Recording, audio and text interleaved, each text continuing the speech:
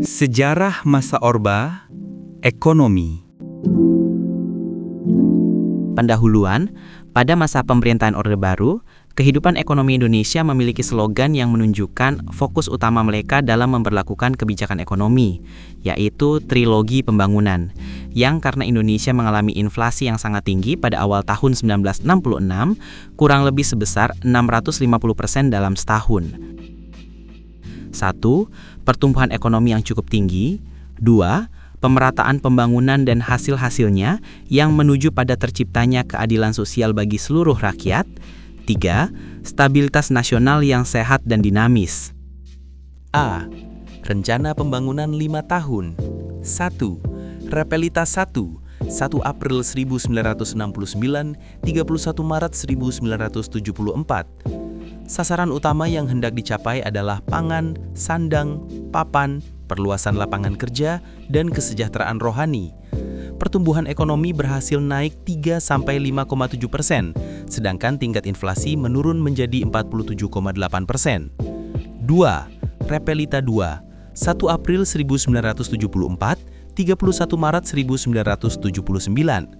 Menitikberatkan pada sektor pertanian dan industri yang mengolah bahan mentah menjadi bahan baku. 3. Repelita 3. 1 April 1979, 31 Maret 1984. Pelita 3 menekankan pada trilogi pembangunan dengan menekankan pada azas pemerataan. Trilogi pembangunan.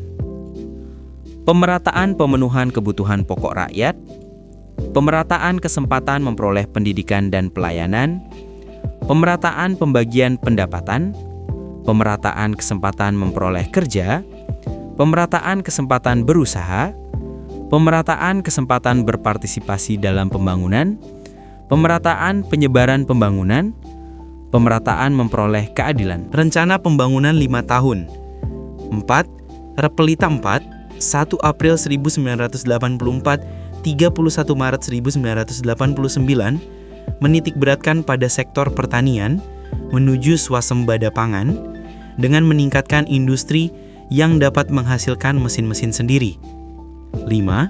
Repelita 5, 1 April 1989, 31 Maret 1994, menitikberatkan pada sektor pertanian untuk memantapkan swasembada pangan, meningkatkan produksi pertanian, menyerap tenaga kerja, dan mampu menghasilkan mesin-mesin sendiri. 6. Repelita 6, dimulai pada tahun 1994. Pembangunan berfokus pada sektor ekonomi, industri, pertanian, dan peningkatan sumber daya manusia. Revolusi hijau. Intensifikasi, yaitu penelitian, pengembangan, dan penerapan teknologi pertanian untuk memanfaatkan lahan yang ada guna memperoleh hasil yang optimal. Perubahan ini dilakukan melalui program Panca Usaha Tani yang terdiri dari pemilihan bibit, pemupukan dan pengairan cukup, pemberantasan hama, teknik penanaman baik. 2. Ekstensifikasi, yaitu perluasan lahan pertanian untuk memperoleh hasil pertanian yang lebih optimal. 3. Diversifikasi adalah keanekaragaman usaha tani untuk menghindari ketergantungan pada ketunggalan kegiatan, produk, jasa, atau investasi. 4. Rehabilitasi adalah pemulihan daya produktivitas sumber daya pertanian yang sudah kritis. Usaha pemerintah. A. Menstabilkan ekonomi makro. Melalui kebijakan stabilisasi ekonomi, terutama dengan bantuan teknokrat yang terlibat dalam pemerintahan, pemerintah berhasil menurunkan tingkat inflasi secara signifikan, memperbaiki nilai tukar rupiah, dan menjaga keseimbangan anggaran. B. Menumbuhkan ekonomi konsisten. Selama 3 dekade pemerintahan Orde Baru, Indonesia mengalami pertumbuhan ekonomi yang stabil dan signifikan, dengan rata-rata pertumbuhan PDB sekitar 7% per tahun. Pertumbuhan ini ditopang oleh investasi dalam infrastruktur, sektor industri, serta sektor pertanian. C. Swadaya pangan. Indonesia mencapai swasembada pangan, khususnya beras, melalui program intensifikasi pertanian, subsidi pupuk, penyediaan bibit unggul, dan pembangunan irigasi. Produktivitas pertanian meningkat drastis. D. Peningkatan sektor industri. Pemerintah menciptakan kebijakan yang ramah investasi, terutama untuk sektor manufaktur. Ini mempercepat pertumbuhan sektor industri dan menciptakan lapangan kerja. E. Membuka untuk investor asing. Kebijakan ini dibuat untuk lebih ramah terhadap modal asing dan dapat menarik banyak investor internasional, terutama di sektor-sektor strategis seperti minyak dan gas, manufaktur, dan pertambangan. F. Program transmigrasi. Program ini dibuat untuk memperkuat program transmigrasi untuk meratakan pembangunan dan mengurangi kepadatan penduduk di Jawa dengan membawa penduduk dari daerah padat ke daerah yang lebih jarang penduduknya. Untuk membuka lahan pertanian baru meski dalam praktiknya ada banyak tantangan dan kritik. Kontroversi. Kasus korupsi, kolusi, dan nepotisme semakin merajalela di kalangan masyarakat. Pembangunan yang tidak merata dan muncul perbedaan yang sangat mencolok antara pembangunan di perkotaan dan pedesaan yang membuat konflik masyarakat. Terdapat kesenjangan sosial antara si miskin dan si kaya.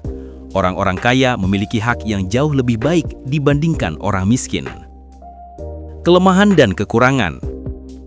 Ketergantungan berlebihan pada hutang luar negeri. Hutang mencapai 70% PDB pada 1990-an, membuat ekonomi rentan terhadap krisis global seperti 1997 yang menyebabkan resesi, inflasi tinggi, dan pengangguran massal. Korupsi dan nepotisme. Sistem kromi kapitalisme menguntungkan keluarga Soeharto dan konglomerat, menghambat persaingan usaha dan menguras anggaran negara, seperti dalam monopoli oleh kelompok cendana. Ketimpangan sosial ekonomi tinggi. Gini rasio naik dari 0,34 pada 1970-an ke 0,37 pada 1990-an. Pertumbuhan lebih menguntungkan elit perkotaan, meninggalkan pedesaan dan kelas bawah dalam kemiskinan stagnan, 15-20%. Ketergantungan pada ekspor komoditas. Ekspor minyak, gas, dan kayu, 70-80% pendapatan, rentan terhadap fluktuasi harga global, seperti penurunan harga minyak 1980-an yang memaksa diregulasi, serta memperburuk krisis 1997. Kontrol pemerintah berlebihan. Birokrasi kaku dan regulasi ketat menghambat inovasi dan investasi swasta, mendorong korupsi, serta membuat industri manufaktur stagnan dengan ketergantungan impor. Dampak lingkungan dan sosial. Proyek pembangunan seperti deforestasi, kehilangan 1 juta hektar hutan per tahun di 1980 sampai 1990-an, merusak lingkungan, menggusur masyarakat, dan meningkatkan biaya jangka panjang seperti banjir dan konflik. Berakhirnya Orde Baru. Kebijakan ekonomi pada masa Orde Baru yang tak berjalan dengan baik menjadi salah satu penyebab berakhirnya Orde Baru.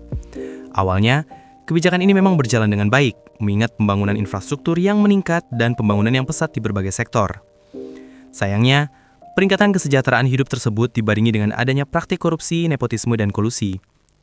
Karena masalah KKN, kepercayaan masyarakat Indonesia pada pemerintah Orde Baru mulai menurun. Apalagi di tahun 1998, pemerintah Orde Baru mengumumkan kenaikan harga BBM dan ongkos angkutan umum. Berbagai aksi kemudian dilakukan oleh mahasiswa, baik di ibu kota maupun di daerah-daerah. Peristiwa Trisakti yang membuat mahasiswa Universitas Trisakti terbunuh ketika sedang melakukan aksi demonstrasi membuat dukungan masyarakat pada gerakan sosial politik ini makin besar. Tahun 1997 sampai 1998 menjadi masa yang kelam di Indonesia karena anjloknya perekonomian. Pemerintah Orde Baru juga tak mampu memenuhi tuntutan masyarakat hingga akhirnya menyebabkan kerusuhan besar yang menyebabkan pembakaran dan penjarahan di kota-kota besar. Dengan makin besarnya gelombang demonstrasi, akhirnya rezim Orde Baru yang sudah memerintah selama 32 tahun lengser. Presiden Soeharto memilih mundur sebagai Presiden Indonesia karena tekanan dari masyarakat.